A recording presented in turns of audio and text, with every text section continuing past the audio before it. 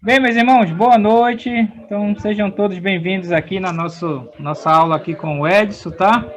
Essa aqui é a nossa quinta aula, tá? Quinta aula aí de Bibliologia, a doutrina da Bíblia, das Escrituras, tá ok? Vamos orar nesse momento, depois eu passo aí para o Edson e aí a gente vai aproveitar aqui o nosso tempo, tá? Pedir que o... Deixa eu ver... Pedir que o irmão Silvano, pode ligar o áudio aí, Silvano, e orar aí por esse tempo para nós, por favor? Vamos lá, vamos orar. Senhor Deus, obrigado, Senhor, pela sua oportunidade. Obrigado, Senhor, por nos encontrar, Senhor, dessa forma. Obrigado, Senhor, por nos dar fogo de vida esse dia que passou, Senhor Deus. O Senhor supriu a necessidade de cada um, Senhor. Obrigado pelo estudo que vamos ter agora. Teu Espírito Santo, Senhor, seja com o professor Edson. Amém. Deus, que a nossa mente, nosso coração possa estar adaptado, possa estar em processo, Senhor, de aprendizado, Senhor Jesus. Obrigado, Deus, pelos irmãos, todos que estão nesse estudo, Senhor, que cada um de nós possamos aprender cada dia mais da Tua palavra, Senhor. Obrigado, Ricardo, também, Senhor, que está nessa frente, nos orientando, está nos suprindo, Senhor, todos os materiais que nós precisamos, Deus. Obrigado, Deus, por tudo que o Senhor tem feito até agora em nossas vidas. Eu te rogo e te peço todas essas bênçãos em nome de Jesus. Amém. Amém. Obrigado, Silvano. Edson, pode assumir o tempo aí, Edson. Boa noite, queridos. Bom estar mais uma vez com vocês aqui. Deixa eu ver a câmera agora que eu estou me vendo. Ok, vamos lá compartilhar, seguir a aula. Agradeço a participação de algumas pessoas que têm enriquecido esse nosso tempo aqui. Eu acho que está aí compartilhado. Tá, a gente parou aqui, a gente vai começar aqui, né? A irmã Mila, tá bom? Tá certo? Também agora, certo? Márcia Mila, né? Ela fez uma pergunta aí que foi joia, falando sobre a arca e um texto lá de Apocalipse. Benedito também fez, eu acho que eu vou até citar, se o Benedito me dá permissão, citar a pergunta que ele fez, que a gente vai falar do Novo Testamento, da Bíblia, como foi considerada a Bíblia, o Novo Testamento. Fez uma pergunta lá de 1 Coríntios, onde Paulo fala que ensina ele, não o Senhor, e falar um pouco sobre essas perguntas que surgem quando o pessoal escreve, a gente responde lá, e aqui também a gente pode esclarecer mais. A gente parou, a gente estava vendo na formação da Bíblia, como a Bíblia chegou até nós.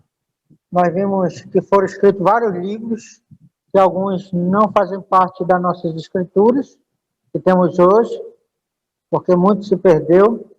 Foi aí que entrou a pergunta da irmã Mila.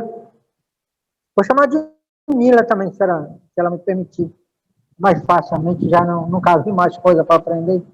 Mais fácil aprender Nila, né?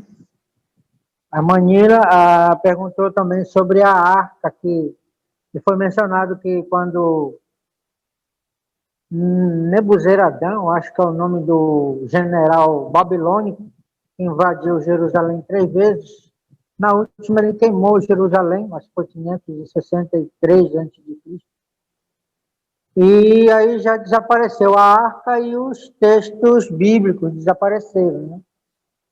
E nós vimos que Esdras, o perito escriba, ele juntou, ele teve esse projeto que ele juntou todos os manuscritos existentes, porque Deus tinha mandado fazer, todo rei que sentasse no trono para mandar fazer uma cópia da lei.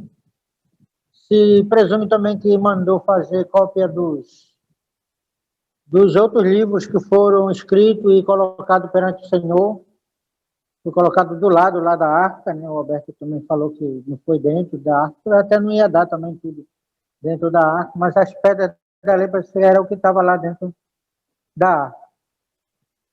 Depois também outras pessoas, além dos reis de Israel, outros reis e outras pessoas com bastante dinheiro, né, que mandavam fazer cópia. Eu acho que por providência divina começou a ser um status de riqueza, né, ter uma cópia do livro da lei. Começaram a fazer essas cópias e ficaram espalhados pelo mundo, e os originais desapareceram junto com a arca, né, que desapareceu. Acho que eu vou citar, talvez não sei quantos vão ler depois, aí, mas o pastor lá falou que a arca desapareceu, ela aparece de novo lá em Apocalipse, capítulo, se eu não me engano, é 11, final do capítulo lá, dizendo que se viu no céu, né, Deus lá, e a arca da aliança apareceu lá também. Aí era a pergunta da irmã, né? E essa arca que desapareceu? Ela tinha escutado que era a mesma arca lá que desapareceu, era a mesma, né? Na verdade, a gente lê lá em Hebreus que o tabernáculo e todos os seus utensílios eram figura daquele que está no céu. Que Cristo não entrou num tabernáculo feito por mãos humanas, que aquele tabernáculo é figura. Então, aquela arca que desapareceu, tudo aquilo que estava lá, aqueles utensílios, eram figura ou cópias idênticas que Deus mandou fazer, que fosse idêntico àquele que está no céu, que é a morada celestial de Deus. Então, eu, como alguns outros comentaristas, creio, né, que aquela arca que aparece lá no céu é a verdadeira, né? Não é a cópia era aquela lá que tinha lá. Ou a figura, se a gente quer usar o termo bem bíblico, aquela que desapareceu é a figura da original que está lá no céu, na presença de Deus. Quando você lê lá em Apocalipse, você está vendo aquilo que foi copiado para Deus morar aqui, habitar aqui na terra. Vamos usar uma ilustração, não sei se é boa essa ilustração ou fica longe. Deus mandou fazer uma cópia da casa dele, do lugar dele, onde ele está, idêntico, né? Foi aí que teve essa questão da arca lá, né? Muito bem, desapareceu tudo isso, desapareceu a arca, a imagem, a figura, né, da arca celestial, desapareceu e desapareceu os manuscritos. Então,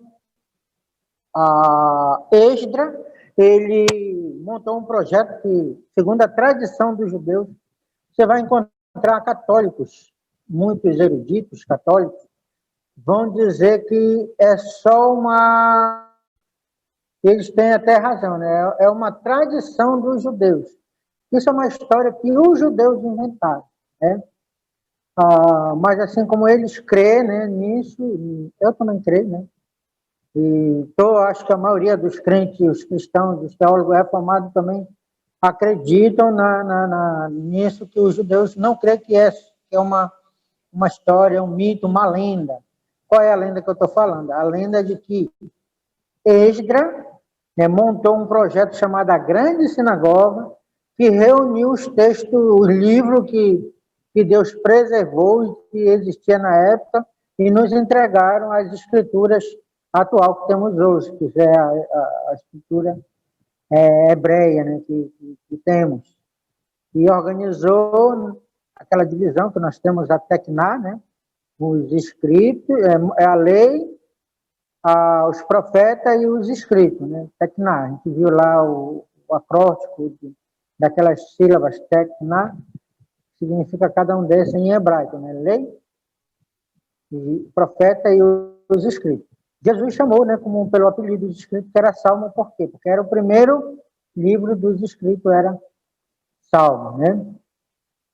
E daí, como a gente vai seguir vendo, como a gente chegou, nós temos agora aqui na tela o texto maçorético. Qual é o texto maçorético? Basicamente, acho que era o primeiro texto que a gente tem deles organizado em livro, que parece que era em rolo. A gente vai decidir nessa nova apostila, que a velha não tem. Como foi para passar a Bíblia de rolo a livro? A gente vai ver um pouquinho da história disso também. Então, resumindo aqui o texto maçorético, já agradecendo a irmã Mila, né, pela pergunta dela, que ajudou a enriquecer e trazer mais luz, né, para a nossa aula hoje. Espero que traga luz, né? A intenção é essa, não confundir. O texto maçorético. Em torno do século VI, um grupo de competentes escribas judeus teve por missão reunir os textos considerados inspirados por Deus, utilizados pela comunidade hebraica em um único escrito. Né? Vamos fazer um livro, era um monte de rolo, aí vamos fazer aquilo que chamamos Codex. Mas agora, logo depois, que negócio é esse de Codex? Né? A gente vai, na verdade, Codex é livro. A gente vai pegar todas as escrituras que existem e vai fazer dele só um livro. Este grupo recebeu o nome de Escola de Massorá, do lugar lá, né? Então, os maçoretas escreveram a Bíblia de Massorá, examinando e comparando todos os manuscritos bíblicos conhecidos da época. O resultado deste trabalho ficou conhecido posteriormente como o texto maçorético. Então, nós temos o livro em rolo, abriu o rolo, Jesus, quando veio, né, abriu o rolo lá de Isaías, o capítulo 12, se não me engano, né, abriu, leu lá, né, que Deus mandou pregar sobre os cativos, trazer, e disse, hoje se cumpriu as escrituras. Você pode ver que pegou um dos rolos, há uma coleção de rolo lá, ele pegou um rolo, abriu e leu certinho lá no texto de Isaías, disse que aquilo que hoje estava se cumprindo, aquilo que estava escrito. Né? Ainda não existia o texto maçorético, que é muito mais fácil de achar, né? de manusear.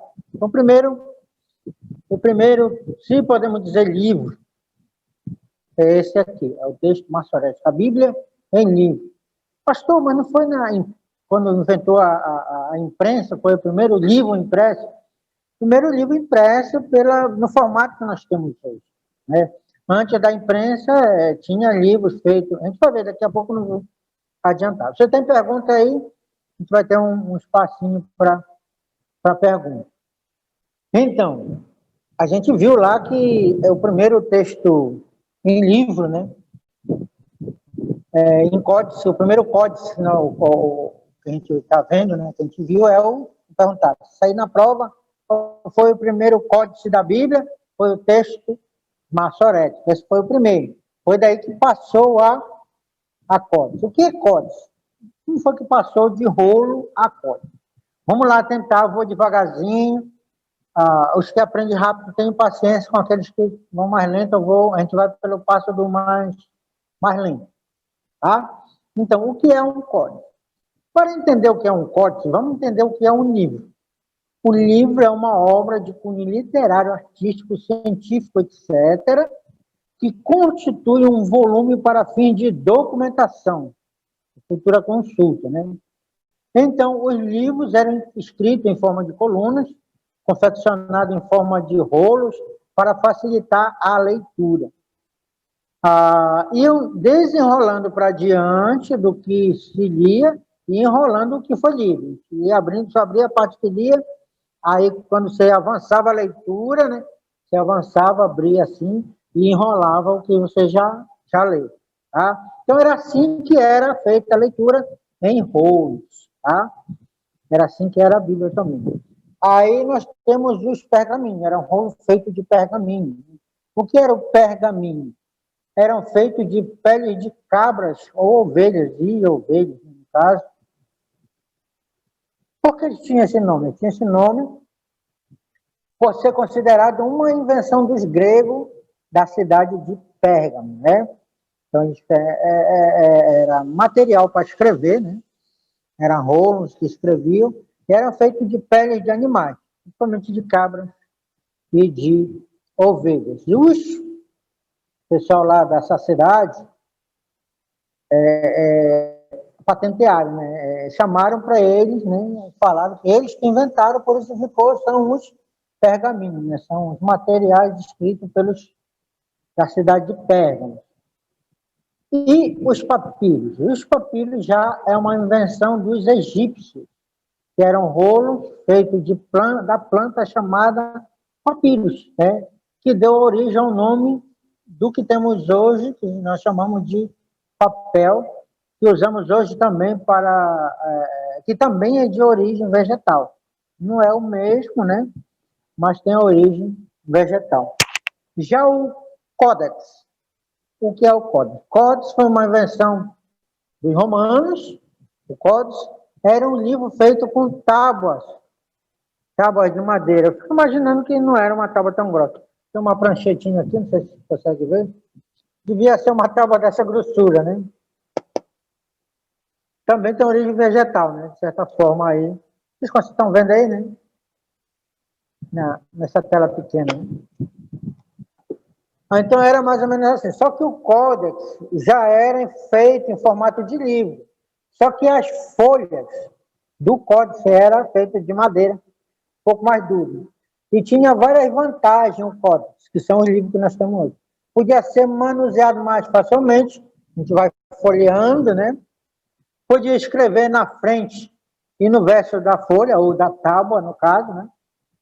E um determinado texto podia ser achado mais facilmente. Fico imaginando, mas também não era, qualquer um deles não era muito mais fácil. O rolo, livro com folhas de tábua devia ser muito pesado, né?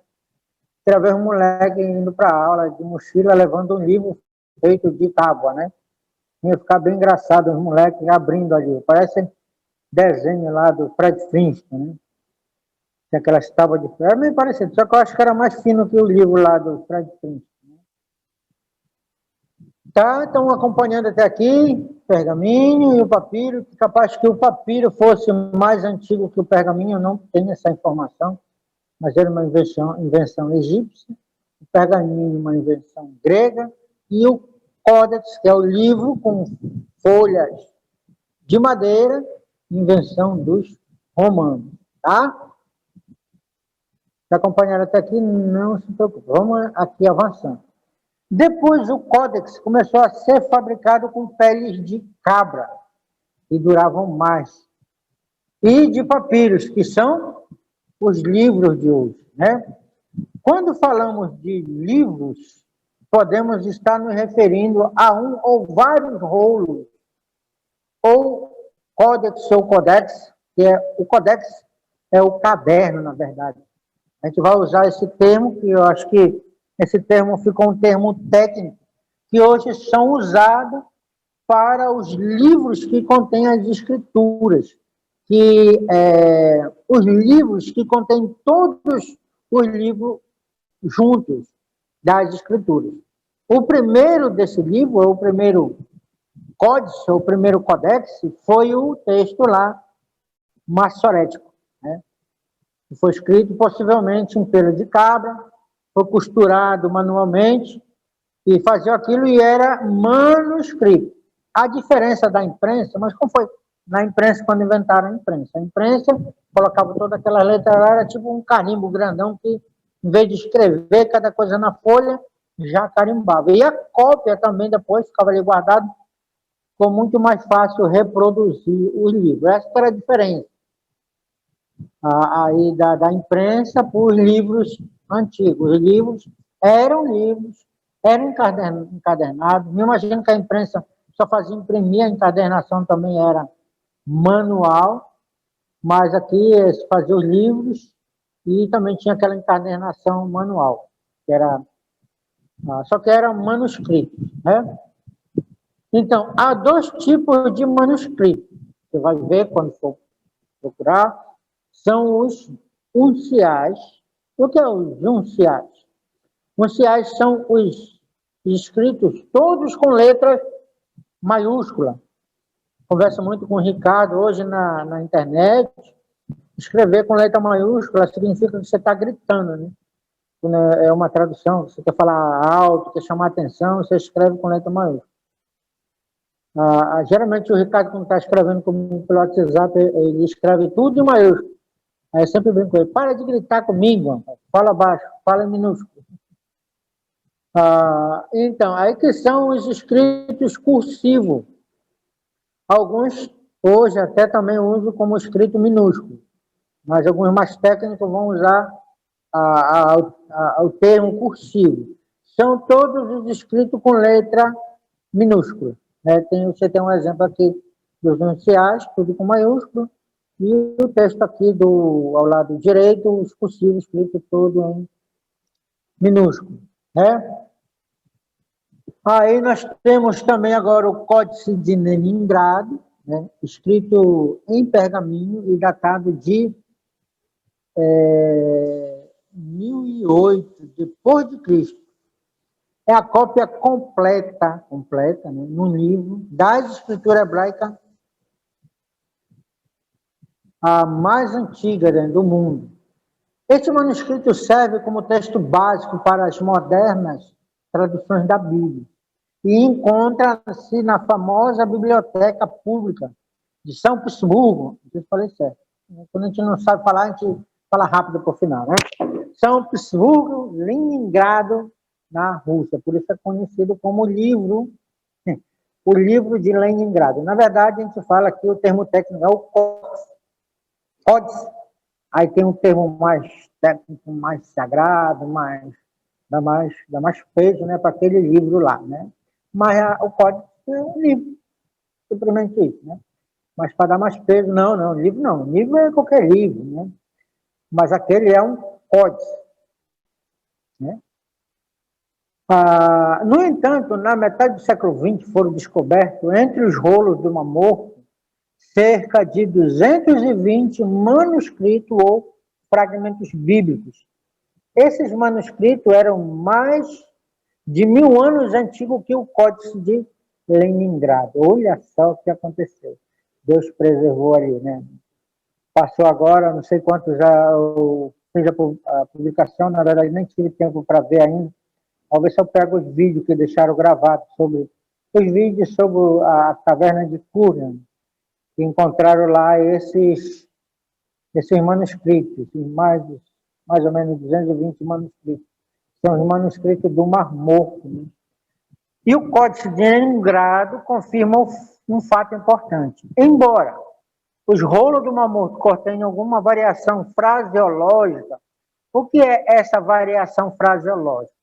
Por exemplo, existe neles frases diferentes, mas que querem dizer a mesma coisa. Mas são muito raros, onde encontram algumas frases, né, algumas palavras ditas de forma diferente. Por exemplo, o Silvano, ele gosta muito de caranguejo. Aí eu estou dizendo, pode dizer assim, Silvano, ele é fascinado por caranguejo. Na verdade, é a mesma coisa, né?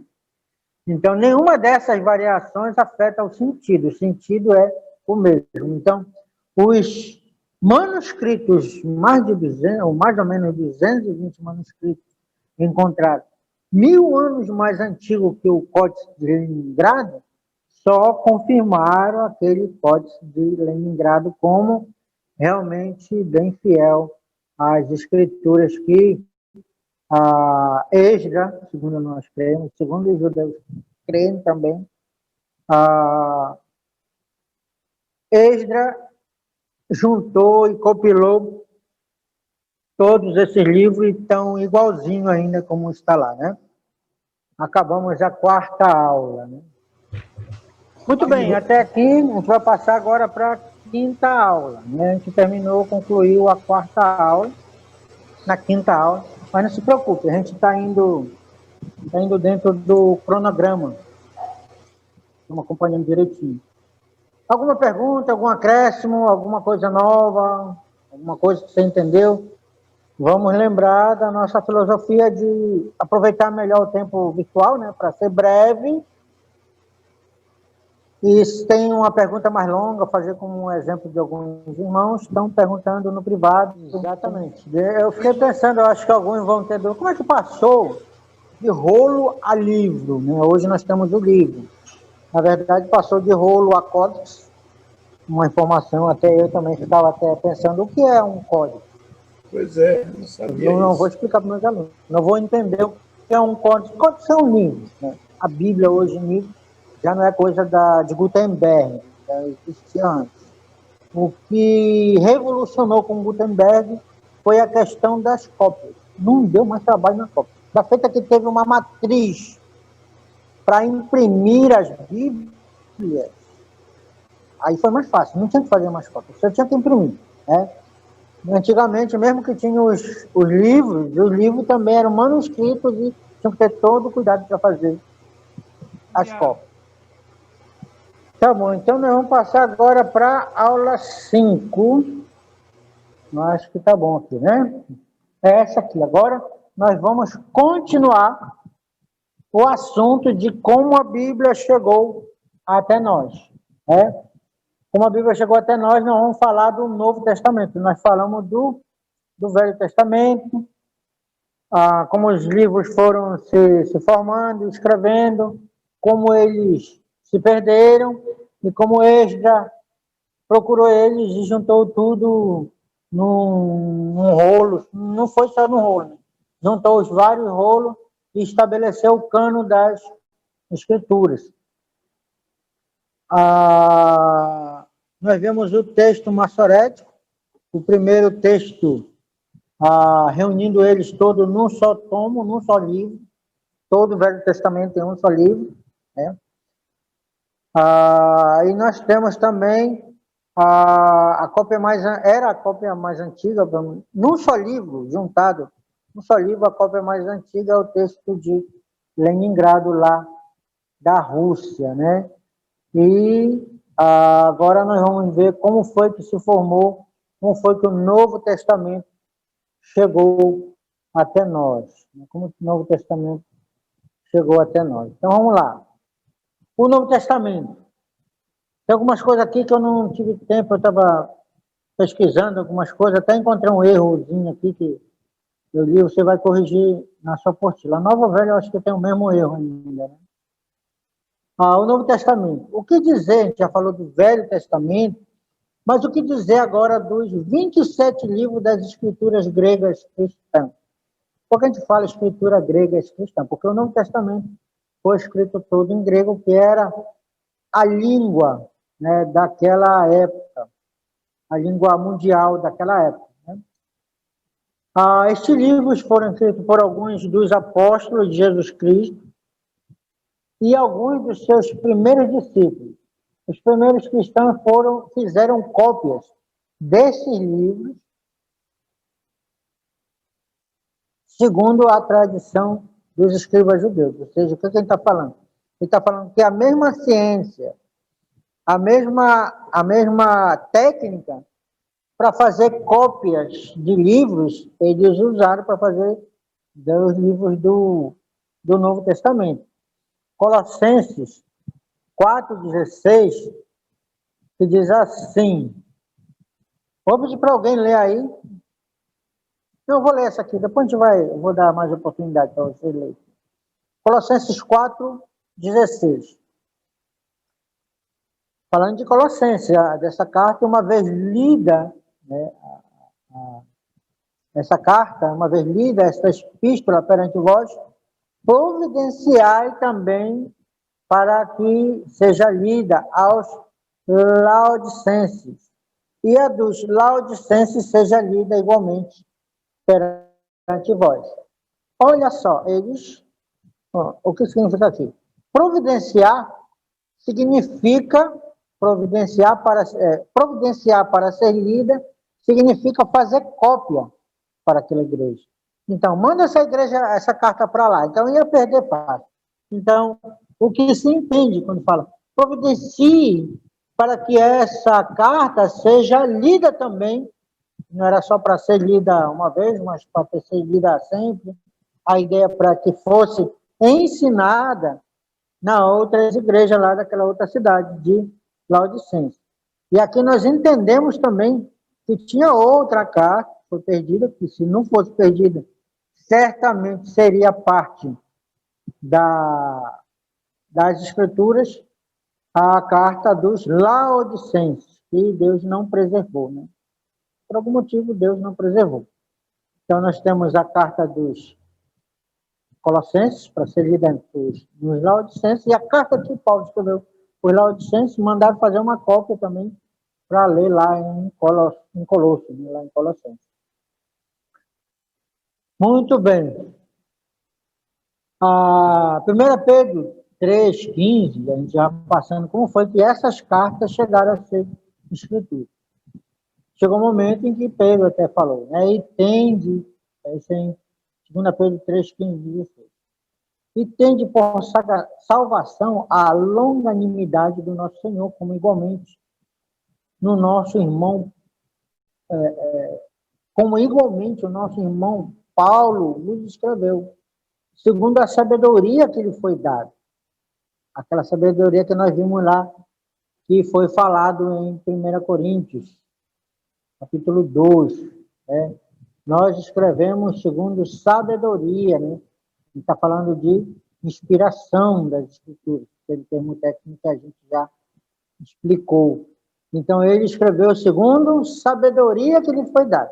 A gente entende que aquela mesma expressão ele escreveu por inspiração, né, de Deus, ao falar acerca desses assuntos, como de fato costuma fazer em todas as suas epístolas. Então, Paulo escrevendo por inspiração todas as suas epístolas, nas quais há certas coisas difíceis de entender, e os ignorantes e instáveis deturpam, como também deturpam as demais escrituras, para sua própria destruição.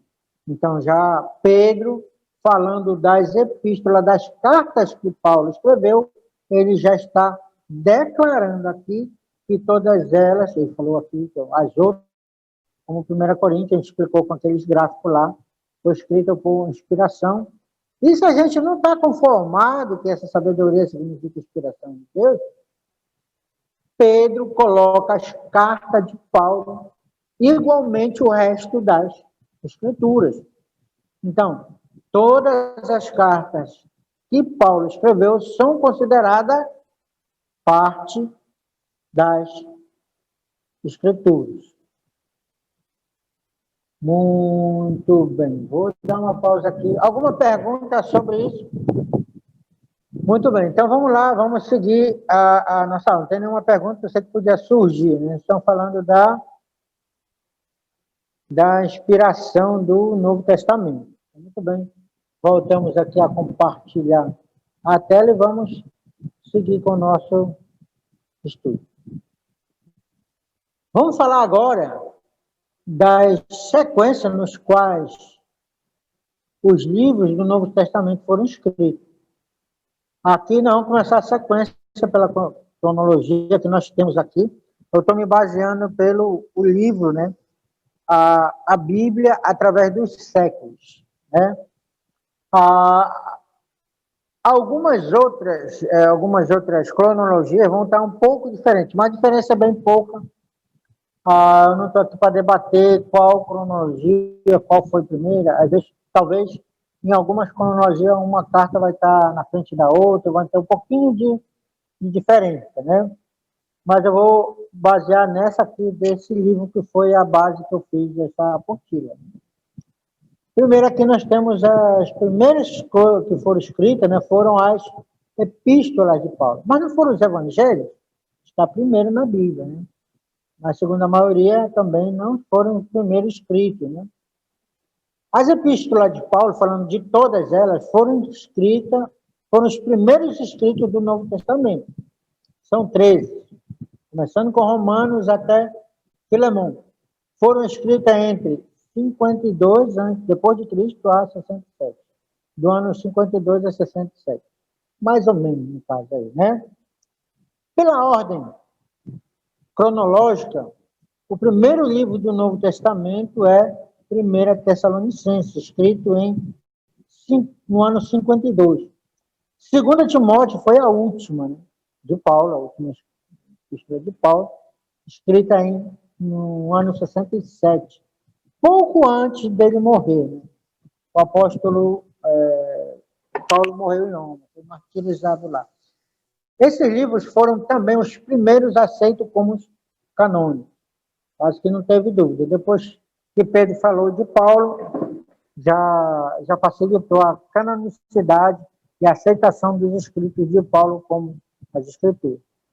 Aí nós estamos aqui, né, mostrando que Pedro chama os escritos de Paulo de escritura, né, título aplicado somente às palavras inspiradas de Deus. Né? Bom, nós vemos que, na ordem aqui, o segundo, depois das epístolas, que foram escritas, foi Atos. Né?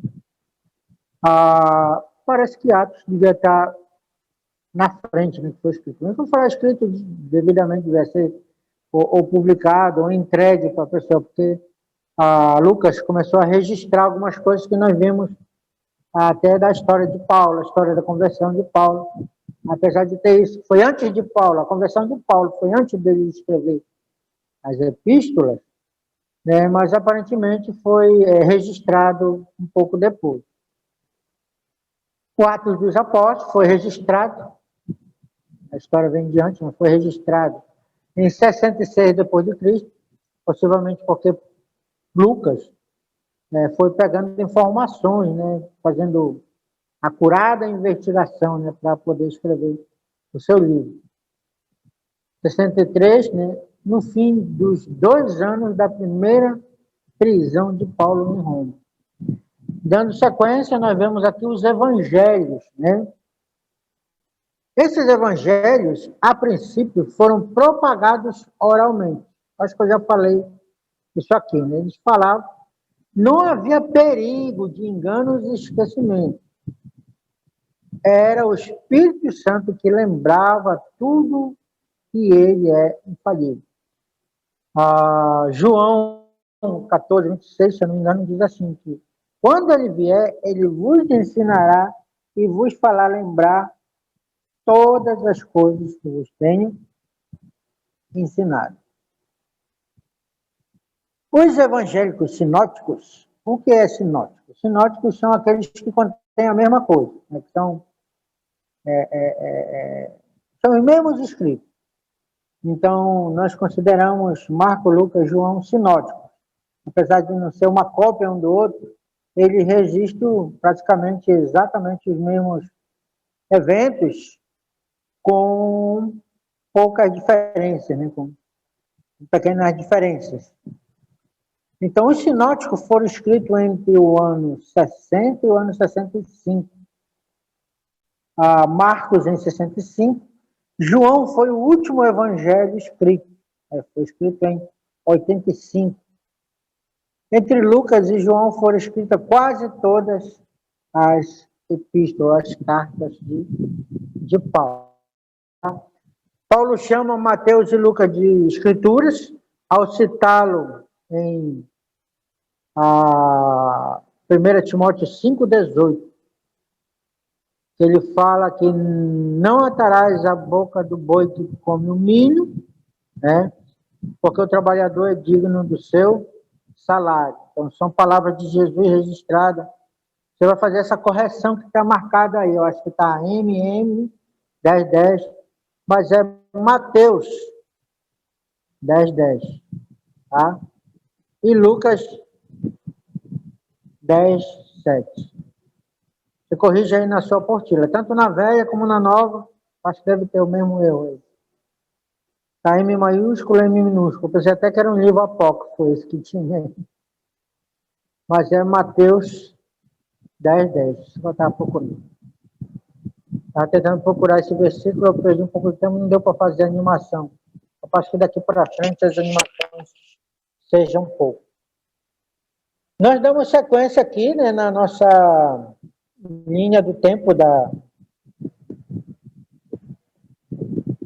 formação do Novo Testamento. Nós vemos logo em seguida a epístola de Hebreus a Judas, né, entre eles. Foram escritas entre 68 e 90, quanto à autoria dos Hebreus, só Deus sabe, de fato. Agostinho, né, bispo de Hipona, afirma que seu autor é Paulo. Ou seja, que teve um tempo que foi decretado que Paulo era autor. O autor de Paulo, o autor de Hebreus é Paulo por decreto. Mas chega lá no céu, talvez Paulo diga, eu não tem nada a ver com isso, não foi eu que escrevi, não. Né? As igrejas orientais atribuem a Paulo Orígenes, né?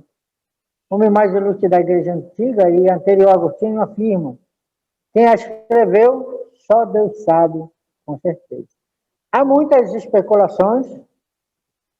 Quando eu estudei, não sei se a gente vai ter esse curso, talvez eu gostaria de dar, que eu fiz uma tese também, um trabalho sobre o livro de Hebreus. Alguns creem que foi, eu vejo muita gente, acho que até teólogos dentro da igreja dos irmãos, que creem que foi Priscila, né, que não dá o autor por ser mulher. Outros, eu costumo, quando eu leio Hebreus, eu fico imaginando, não vou dizer para vocês que foi ele, mas eu creio, né, assim, a gente gosta de ter em vista alguém diz que é muito a forma que Hebreus é escrito, possivelmente pode ser atribuído à linguagem que é escrito a Barnabé, né? Por tratar muito dos costumes judeus do que está escrito lá. Então, eu, em particular, quando eu leio, não é uma recomendação para vocês, não é tentando também influenciar vocês, na verdade, se não tem autor, não tem. Mas se você quer ler e pensar em alguém que escreveu, quando eu leio, eu penso em Barnabé, escrevendo a Epístola de Hebreus. Não estou dizendo que Barnabé é autor da Epístola de Hebreus. Sei que encaixa muitas coisas ali, né? Por ele ser judeu, da tribo lá, qual era, né? Acho que era levita. E como explica muitas coisas da lei judaica, alguns creem que foi Barnabé, né? Então, ninguém sabe, alguns atribuem a Priscila por ser mulher, os mais aceitáveis, né? Priscila por ser mulher, e Barnabé pelo conteúdo do que tem lá, né? E, por último, o Apocalipse, no ano 96, durante o reinado do imperador Domiciano, né, que estava perseguindo a igreja, e colocou o último apóstolo lá na ilha de Pátimo como preso lá, e ele acabou escrevendo nesse livro lá de Apocalipse. Bom, como foi que a igreja nasceu? Aí a gente vai olhar um pouco e entender. Antes eu citei um pouco que muitos brigam que tem uma Bíblia, que a gente tem que guardar aquela Bíblia. A gente vai ver alguns motivos que não precisa até ter e mostrar como está o pensamento agora. As coisas, quando chegam novas, os nossos pais, os nossos primeiros ancestrais, até pessoas um pouco perto da gente, que já faleceram, tinham uma forma de pensar e não aceitavam muitas coisas que vão surgindo e que vão trazendo mais luz até a preservação das escrituras. Então, a gente vai tentar trazer alguma luz aqui, né? Mostrar alguns compilados, alguns tipos de Bíblia que tem alguma diferença um pouco da outra, né? A primeira coisa que a gente precisa entender é que a igreja nasceu no Império Romano. A igreja romana, e de lá, desse Império Romano, com o imperador que se converteu, se tornou o que hoje conhecemos a Igreja Católica. A Igreja Cristã, a Igreja de Cristo se tornou a Igreja Católica. Né? Então, a igreja nasceu no Império Romano, no ano 30, 50 dias depois da ressurreição de Jesus, em Atos 2, 1 a 6. Que desde seus primórdios já sofreu a perseguição dos judeus. Essa perseguição levou a igreja a se espalhar por todo o Império Romano. Atos 13, a gente vê isso, né? Atos 18. Se você for estudar, preste atenção. Eu consigo ver, né? Mas preste atenção. Para elaborar uma apostila, né, com ênfase nisso, ou um livro, um estudo.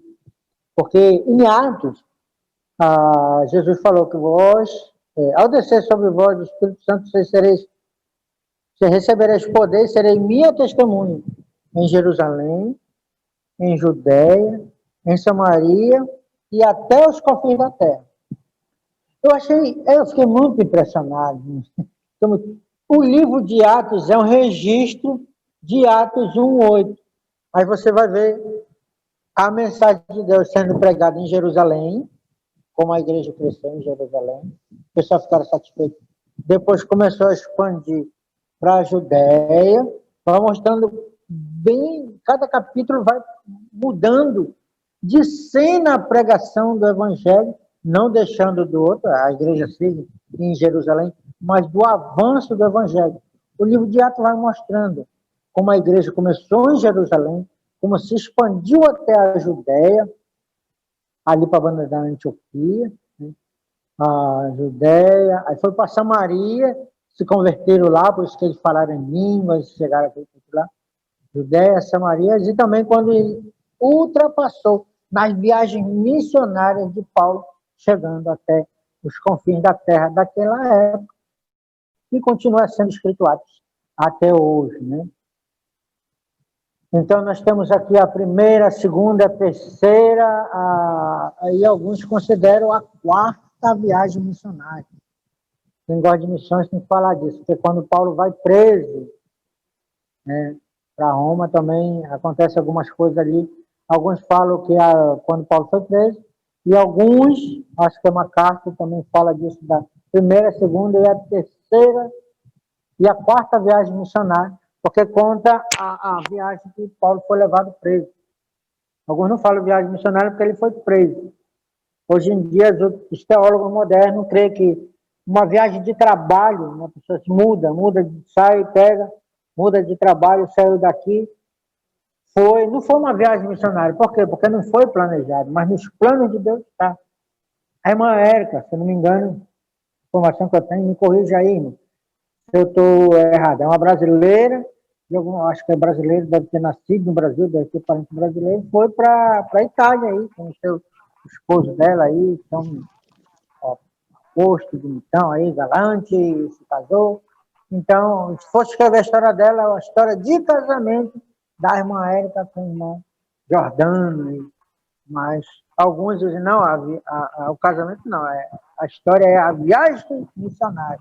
Por quê? Foi para lá com uma missão. A princípio a pessoa não tinha essa missão, mas foi Paulo, quando foi preso, realmente ele aproveitou para glorificar a Deus, para cumprir o propósito dele, que era fundar a igreja, e pregar a palavra, né, para aqueles que estavam lá. Muitos das guardas romanos escutaram da palavra de Deus e levaram a palavra para os seus familiares. Porque ficava uma escolta tomando conta dele lá. Imagine que Paulo aproveitava para estar pregando. Chegava outro guarda, trocava, e já era outro que ia escutar a mensagem da palavra de Deus. Então pense nisso. Estou aqui, vou me mudar para tal lugar, né? O que é isso? Uma mudança? Não, uma viagem missionária. Muitas vezes patrocinada pelo patrão, patrocinada por nós mesmos. Nós temos que pensar que nós estamos. Saiu um pouquinho do assunto aqui, que estão falando do nascimento da igreja. O que nós temos aqui? Por que eu mostro esse mapa que você está vendo aí? Temos algumas coisas, nós temos o Império Romano aqui, todo esse colorido, e você pode observar que na parte, não sei se dizer vermelho, tem uma meia laranja, uma meia vermelha, o Império antes do reinado de Justiniano, né? E o outro, mais tipo marronzinho um pouco, é as conquistas de Justiniano, né? Quando o Império Romano expandiu. Nos dias do imperador Domiciano, os perseguidores dos cristãos destruíram as cópias que eles puderam encontrar. Tá? Só que Deus, na sua soberania, para preservar as escrituras, alguns dizem que preservou só aí, mas tarde a gente vai descobrir que não foi só aí, né? Aí que vem a briga depois, qual é a Bíblia verdadeira? A Bíblia romana, que foi preservada nesse império, que era pequeno, mas com Domiciano ampliou e as Bíblias ficaram preservadas aí. Entre 324 e 330, Constantino transferiu a capital principal de Roma, de Bizâncio, do Império Bizantino, conhecida mais tarde como Constantinopla, a cidade de Constantino, e Nova Roma, sob Teodósio I, e o cristianismo tornou-se a religião oficial do Império. Aqui, em 331, Constantino encomendou, agora já falando de códices, né, de livros compilados, né, 50 Bíblias do Novo Testamento foram compiladas, do grego koiné, no grego koiné, que foram preparadas por Eusébio de Cesareia. Elas foram encomendadas para uso do bispo de Constantinopla nas numerosas igrejas da cidade. Então, veja bem, daí vem a história de que nós temos a Bíblia, o texto foi encomendado por esse imperador romano, foi encomendado fazer 50 Bíblias. Há muita dúvida se alguma dessas 50 Bíblias existe, parece que existe, algumas dessas estão preservadas. Dessas 50 Bíblias não são originais, não são cópias que foram encomendadas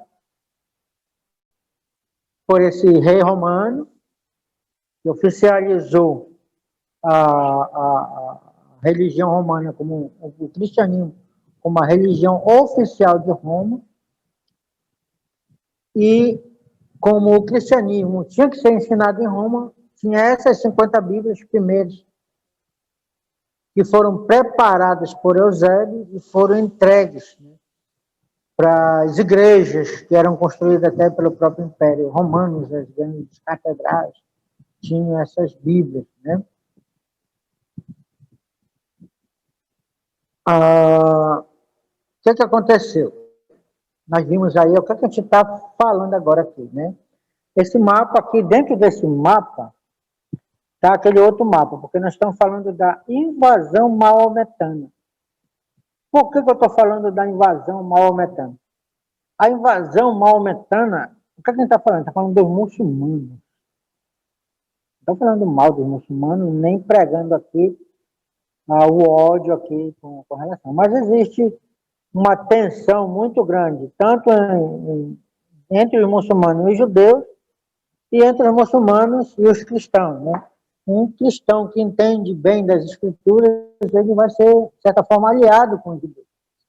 Mas os judeus e os muçulmanos não estão tão bem, e os muçulmanos, né, também pregam a fé deles e vão destruindo a fé outra, né?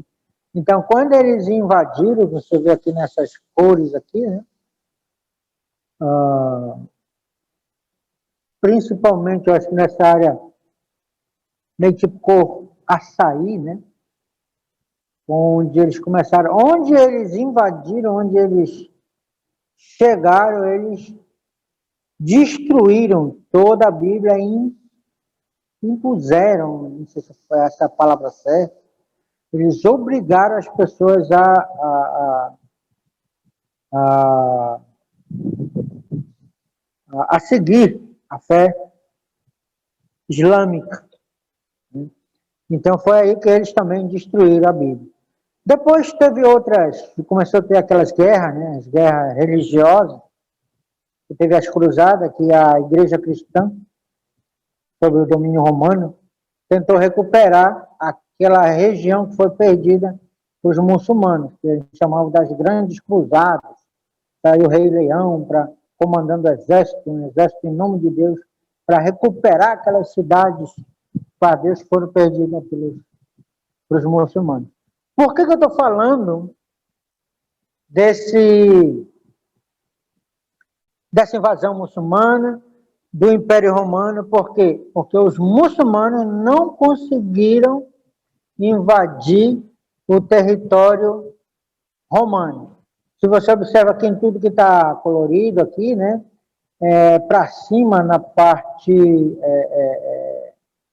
branca, eles não chegaram, que era a parte dominada aqui na Itália, aqui, onde está a irmã Érica e o irmão Jordano, falando certinho.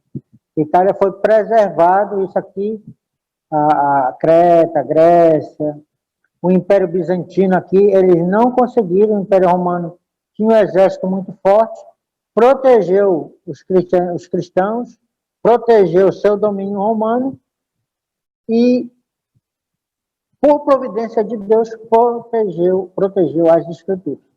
Entendendo que as escrituras deles sofreram uma certa mudança ao fazer aquela cópia. Alguns dizem, né? Tem a tendência de acreditar que essas cópias já tinham uma influência, de certa forma, de cunho católico, né? Essas 50 Bíblias, e foi preservado. E a gente vai ver mais na frente por que a gente está falando. Que aquelas Bíblias, aquelas 50 Bíblias que depois se tornaram no que temos hoje preservado mais de 5.000 cópias, das 50 viraram 5.000, foram todas preservadas no Império Romano, que foi invadido pelos árabes, pelos muçulmanos, que foram destruindo, né, tudo pelo caminho. Falado disso, a gente vai falar dos compilados gregos, né, que a gente já viu o que é um compilado. Compilado é aquele livro lá que a gente tem, ou as cópias também, né? Os compilados gregos, a gente está falando do Novo Testamento. Acho que eu vou dar uma pausa aqui, porque quero ver se vocês entenderam isso aqui um pouco. Se tem alguma pergunta. Confundiu alguém aqui o Império Romano? A igreja nasceu em Jerusalém, tudo. Depois um rei, um imperador se converteu, né? Ampliou o domínio e foi decretado o cristianismo a religião oficial de Roma. Aquele domínio cresceu, mas aí houve também a invasão maometana, que foi os muçulmanos impondo sua religião, destruíram a Bíblia, impuseram sua fé, sua religião, mas a Bíblia e a fé cristã foi preservada no domínio romano. Alguma dúvida até aí? Tem entendido? Isso vai ser importante para a gente entender sobre os manuscritos. Eu queria saber se a Bíblia católica que eles fizeram é a mesma que a gente tem hoje, se teve alguma modificação, de onde foi? Porque vocês mandaram fazer essas 50 Bíblias, mesmo que não eram as originais, modifica da mão deles? Tá, a Bíblia aparentemente é a mesma, aparentemente, mas tem algumas coisinhas que tem a mais. A gente vai ver que houve alguns acréscimos nessas Bíblias mais modernas. Por quê? A gente vai ver daqui a pouco, mais na frente um pouquinho, que depois foi descoberto, bem recente, acho que no ano 1600, acho que é 1600, 1800, foram descobertos que Deus preservou Bíblias dentro do império que havia sido dominado pelos maometanos, pelos muçulmanos, e que são muito mais antigas que aquelas que tem lá da Bíblia conservada pelo Império Romano. Aí nós vamos ter duas Bíblias, dois compilados, que depois se fizeram os compilados. Nós temos o compilado romano, vai ver, não sei se é essa expressão minha, tem outro nome, não vou mostrar para você, vou dizer em qual que eu me refiro. Tem um compilado romano e tem um compilado egípcio, que estava bem escondidinha lá, porque se aparece, eu acho que até hoje foi difícil, porque temos cristãos agora no Egito, né, naquela área aí, é o compilado do Egito, que é muito mais antigo que o compilado romano. Aí foram ver que tem coisas lá, partes inteiras, né? A gente vai perceber que o livro de Marcos só vai até o versículo 9, não sei se eu estou bem enganado, o resto foi perdido, mas no Império Romano, alguns deram jeito para terminar lá e acrescentaram algumas coisas. Hoje nós temos ela, depois a gente vai ver que agora numa era mais moderna, essas partes que eram consideradas escritura fica a critério da pessoa que está lendo, vendo, não negando como escritura essas partes, mas que realmente não fazem parte dos escritos originais, né? Dos escritos mais antigos. Inclusive, o livro de Marcos, lá, o final tem um final curto e um final largo, por achado entre alguns manuscritos. Nós adotamos o final largo para ter, porque naquele acréscimo a gente observa que não tem nada que é contra o que diz o resto das escrituras. Pelo contrário, parece que alguém olhou em outros textos bíblicos e complementaram aquilo de Marcos com o que tinha nos outros evangelhos, né? Então, no original não tem, né, mas também não deixa de ser parte do original dos outros evangelhos. Então, tem essa diferença da Bíblia romana para a Bíblia egípcia. Alguma outra dúvida, alguma outra coisa que a gente vai avançar aqui, a gente precisa entender essas duas. A Bíblia preservada no Império Romano. Tem raiva de Roma? Tem raiva da Igreja Católica?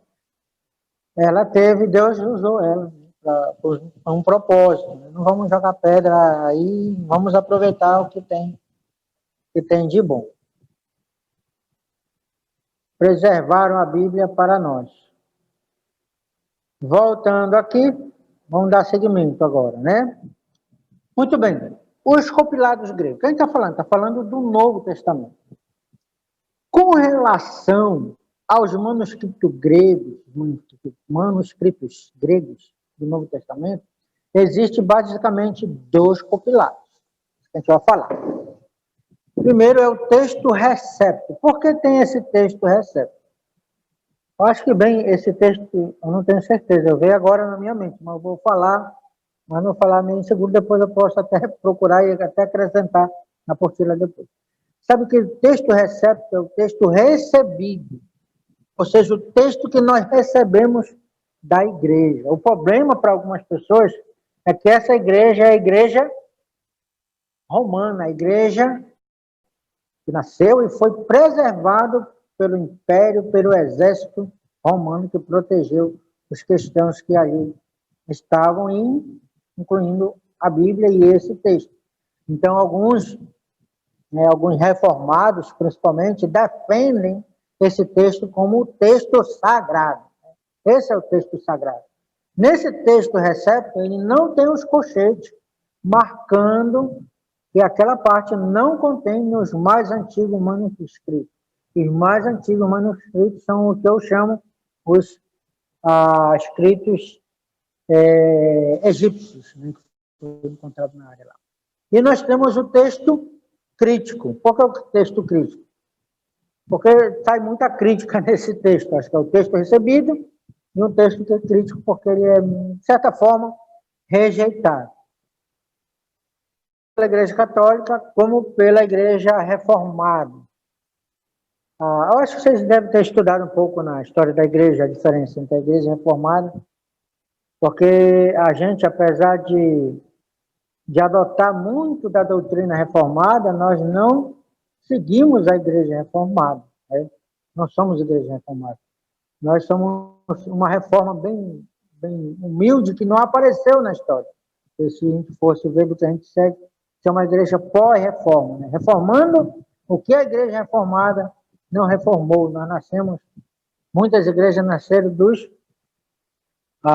anabatistas, que eram contra o batismo de criança, né? Porque a Igreja Reformada cria que o batismo de criança substitui a circuncisão, né? E que para ser membro da igreja tinha que batizar lá as crianças. Mais ou menos isso.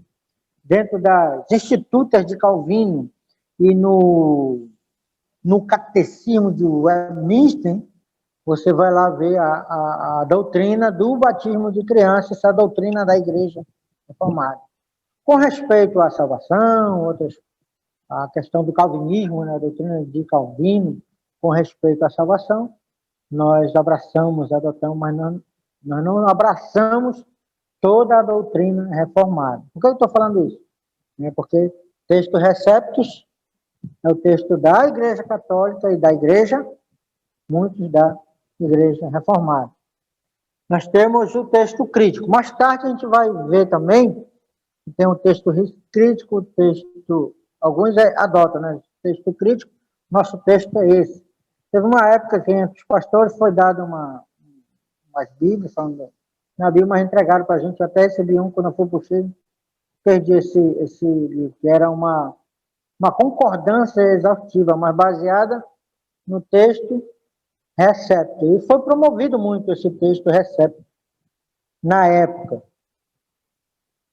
Hoje em dia nós temos um texto, nós temos um compilado totalmente baseado no texto Receptus, e nós temos um compilado totalmente baseado nesse texto crítico, que foi o texto encontrado na área lá do Egito, né? E depois, agora mais recente, foi criado um texto que chama o texto eclético, que é um compilado, quando se faz a crítica textual, tanto usando o texto recepto, como também o texto crítico. Esse é o chamado texto eclético. Por quê? Porque pega os dois textos e faz uma Bíblia dos dois. E é o que a gente adota, que é o que nós temos hoje na nossa Bíblia, João Ferreira e atualizada no Brasil. Ela é baseada no texto eclético, onde se faz uma crítica textual usando tanto o texto romano como o texto egípcio. Acho que eu estou dando esse nome diferente agora. Texto romano, texto egípcio.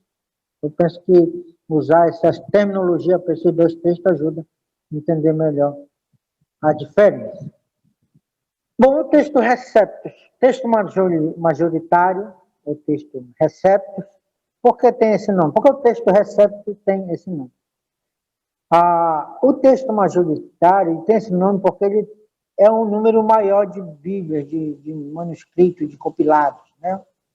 É um conjunto de mais de 5.000 manuscritos, de origem bizantina, né, da Antioquia, sendo que cada um destes manuscritos continha uma parte ou todo o Novo Testamento.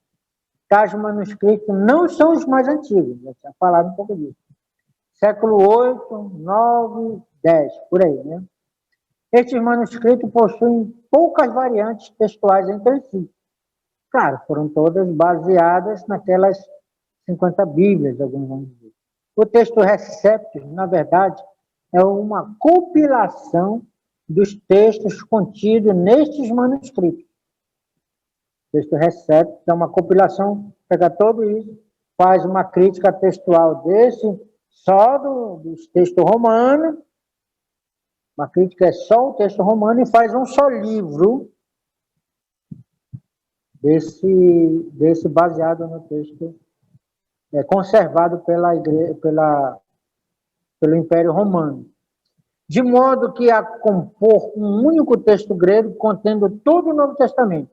A primeira compilação deste texto foi executada pelo teólogo, padre, católico, intelectual, filósofo, humanista e estudioso Erasmo de Roterdão, em 1516. Então, até o que fez, né, foi um padre católico. Isso não tira a questão da Bíblia, né? Bom, nós vimos que o texto maioritário, aí tem esse nome, o texto receptor majoritário, porque é baseado no maior número de escritos. Alguns acham que o fato de ter mais escritos já é um argumento para ser o texto bíblico esse. Vocês não sabem, mas tem briga entre o pessoal dizendo que é a Bíblia e o que não é a Bíblia, né? Alguns acham que esse é a Bíblia. Outros nós temos o texto minoritário ou o texto crítico, né? Por que o texto minoritário? O texto minoritário são poucos textos também conhecidos como alexandrino ou egípcio. Por isso que eu falei de egípcio. O outro eu já apelidei também de romano. Estou apelidando o texto crítico de egípcio, porque foi encontrado ali naquela região da Alexandria, né? E o outro de romano, considerado, foi conservado pelo Império Romano.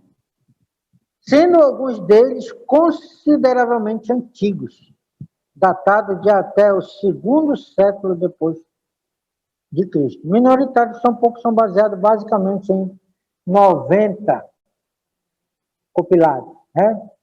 Então, nós temos aqui alguns deles, né? Eu coloquei aqui 1, 2, 4, 6, 8, 10, 12, 14, 16, 18, 19 ou 20 aqui, de onde tem partes, acho que não, tem os evangelhos inteiros, as epístolas de Paulo. Aí nós temos aqui o livro, o Códice de Código Sináticos, que é o Novo Testamento completo. Nós temos aqui, todo em maiúscula, quando fala uncial aqui, né? Todo em maiúscula, o compilado de 0220, quase o antepenúltimo aqui de baixo para cima, o quarto de baixo para cima, uncial, esse é o sinal dele, é o número dele, né? Maiúsculo, evidentemente, nós temos todo o Novo Testamento, mas sem Apocalipse. Então, nós temos um Novo Testamento completo, o outro Novo Testamento, só que sem o Apocalipse, né? Tá. O texto crítico são edições baseadas somente nos textos mais antigos, textos críticos, né? Os textos anteriores, o texto anterior citado. Os que trabalharam mais, uma equipe que chama por esses dois homens, né? Westcott Hort, ou o Novo Testamento grego original, alguns chamam, título oferecido pelos autores, que esse é o original. O outro é romano, feito por padre católico, fica um pouco essa guerra. Publicado em 1881, é um texto crítico compilado a partir de alguns dos mais antigos fragmentos das escrituras gregas, cristãs e outros textos descobertos até aquele tempo. Tá. Aí agora nós temos, por um lado, os que defendem o texto recepto, que esse é o texto bíblico, a Igreja Reformada, a Igreja Católica aceita esse texto, e principalmente por ser a Igreja Católica. E nós temos um outro texto, vou falar para vocês, esse aqui que é o texto crítico, o texto mais antigo, que esse diz que é o texto original das Escrituras, que o outro não. O outro foi manipulado pelos romanos, consequentemente pela Igreja Católica. Foi acrescentado algumas coisas, foi tentado ajeitar algumas coisas. O problema que nós temos, de certa forma, por um lado, o defensor de um texto, a Igreja Católica, e esse Westcott Hort, esse texto crítico, você vai pegar a Bíblia Novo Mundo, a Bíblia dos Testemunhas de Jeová, e a Bíblia deles é baseada somente nisso. Eles vão dizer que eles têm a Bíblia verdadeira e é o texto original. O interessante é que você for abrir a Bíblia deles, versículos que não tem na Bíblia, só tem um número do versículo, né? E após o versículo vem uns tracinhos, uns pontinhos, não, uns traços, não ponto, uns traços, traço. Uns 3 ou 4 assim, indicando que eles não colocaram na Bíblia dele aquilo que não são encontrados nesse texto de mais antigo manuscrito. Então, por um lado, nós temos principalmente a Igreja Católica defendendo o texto majoritário ou recepto. Por outro lado, nós temos a Igreja, os Testemunhas de Jeová defendendo o texto crítico ou o texto egípcio. Então, nós temos esses compilados. Depois veio esse dois com apelido aqui, 2 pessoas, sempre são de 2, né? No texto recepto, são muitas mais pessoas. Esses dois são responsáveis. Essa outra edição de Nestlé e Allen. Né? Primeira edição em 1898. O que é esse aqui? E é continuado até hoje, vão fazendo isso, vão cada vez mais melhorando esse trabalho.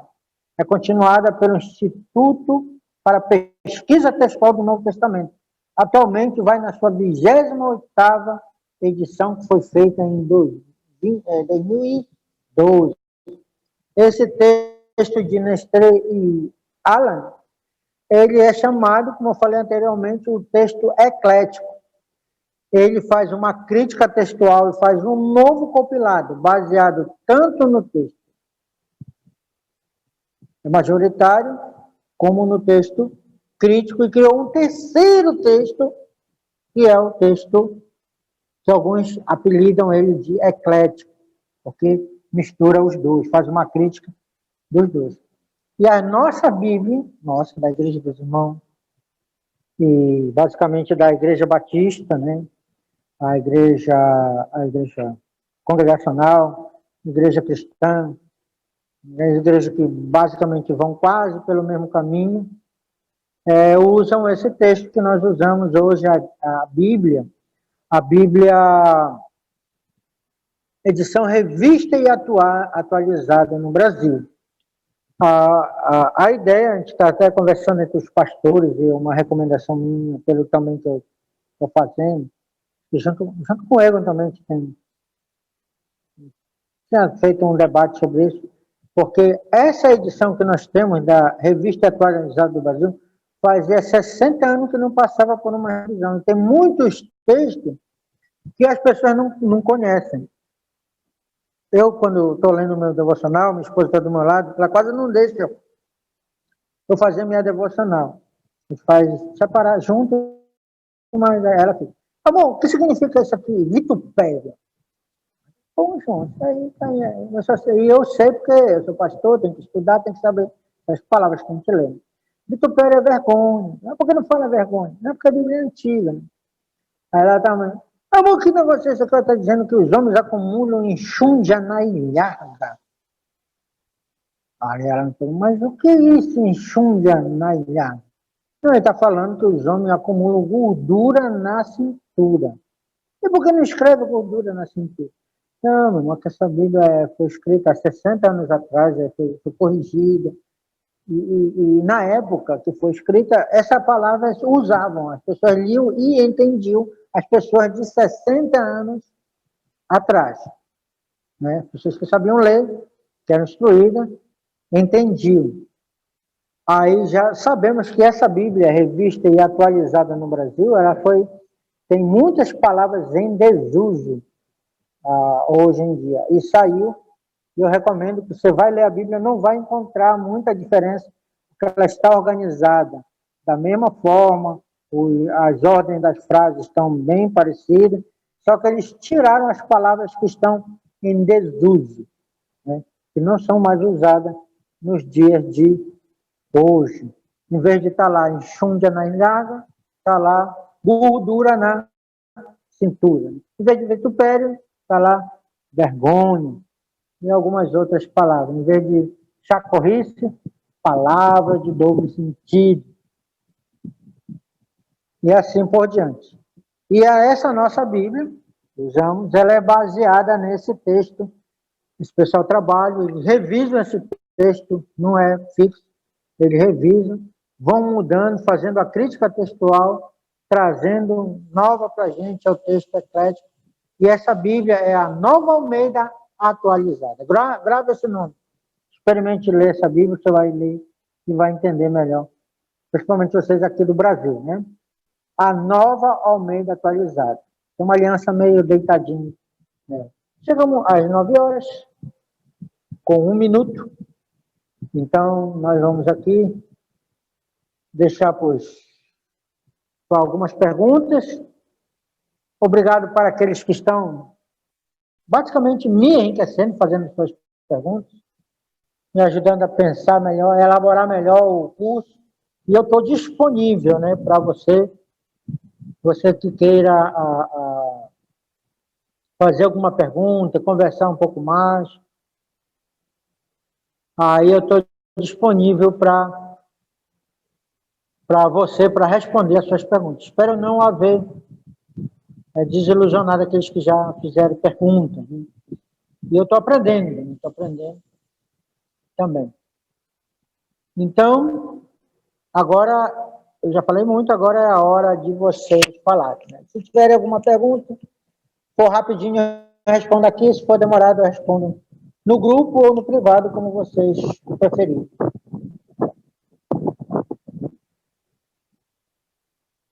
Entenderam tudo? Já posso passar uma prova agora?